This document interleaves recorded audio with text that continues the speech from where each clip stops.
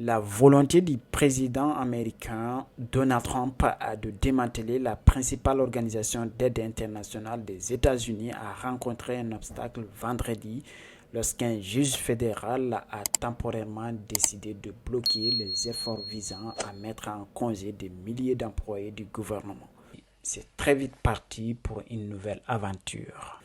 Depuis son investiture, le président Trump, le mois dernier, son administration a rapidement fermé l'Agence américaine pour le développement international, provoquant une onde de choc dans le système mondial d'aide humanitaire et mettant en péril les initiatives en matière de santé publique, de réduction de la pauvreté et de droits de l'homme dans le monde entier. Cela n'aurait laissé que quelques centaines de travailleurs sur un effectif de plus de 10 000 employés et sous-traitants dont les 2 tiers travaillent à l'étranger. 19 États intentent une action en justice pour empêcher Dodge d'accéder aux données personnelles des Américains. 19 procureurs généraux démocrates ont intenté vendredi un procès contre le président Trump pour empêcher le département de l'efficacité gouvernementale d'Elon Musk d'accéder aux dossiers du département du Trésor contenant des données personnelles sensibles tels que les numéros de sécurité sociale et de comptes bancaires de millions d'Américains. L'affaire déposée devant un tribunal fédéral de New York allège que l'administration Trump a autorisé l'équipe de Musk à accéder au système de paiement central du département du Trésor en violation de la loi fédérale. Le système de paiement gère le remboursement d'impôts, les prestations de sécurité sociale et les prestations aux anciens combattants, bien plus encore envoyant des milliers de milliards de dollars chaque année tout en contenant un vaste réseau de données personnelles et financières des Américains. La Maison-Blanche n'a pas immédiatement répondu à une demande des commentaires.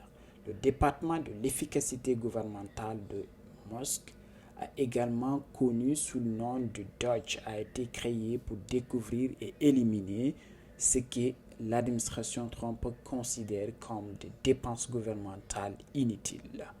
L'accès du Dodge au dossier du Trésor ainsi qu'aux inspections de diverses agences gouvernementales ont suscité une inquiétude généralisée parmi les critiques concernant le pouvoir croissant de Musk, tandis que ses partisans ont applaudi l'idée de maîtriser les finances gouvernementales gonflées. Le président Volodymyr Zelensky a fait écho ce samedi aux récentes déclarations de Donald Trump, mais nous ne les donnerons pas à n'importe qui, a-t-il précisé.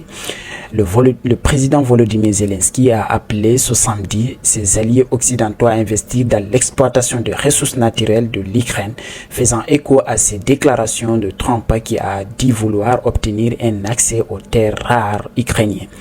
Nous avons des ressources minérales, mais cela ne veut pas dire que nous les donnons à n'importe qui, y compris nos partenaires stratégiques, a indiqué Volodymyr Zelensky sur Telegram, reproduisant les réponses données lors d'une interview à l'agence de presse Reuters.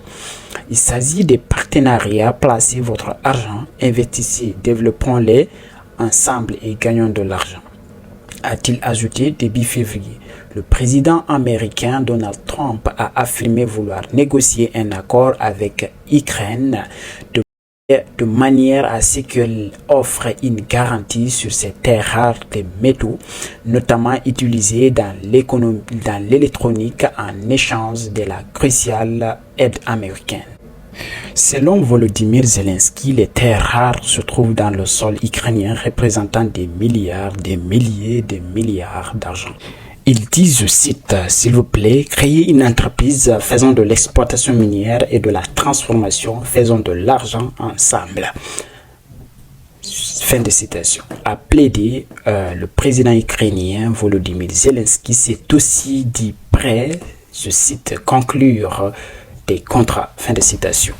des fournitures à l'Ukraine de gaz naturel liquéfié afin de devenir une plaque tournante pour toute l'Europe. L'Ukraine, dont Washington est le premier soutien financier face à l'invasion russe à laquelle elle fait face depuis bientôt 3 ans, cherche à assurer la pérennité de l'aide américaine.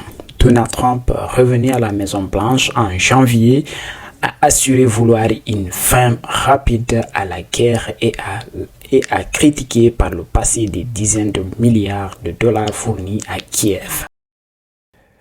Trump affirme que les États-Unis veulent prendre le contrôle de la bande de Gaza pour en faire la Côte d'Azur du Moyen-Orient. Cette prise de contrôle à long terme de la bande de Gaza a apporté une grande stabilité à cette partie du Moyen-Orient et peut-être à tout le Moyen-Orient, a indiqué le président américain lors d'une conférence de presse aux côtés de Benjamin Netanyahu.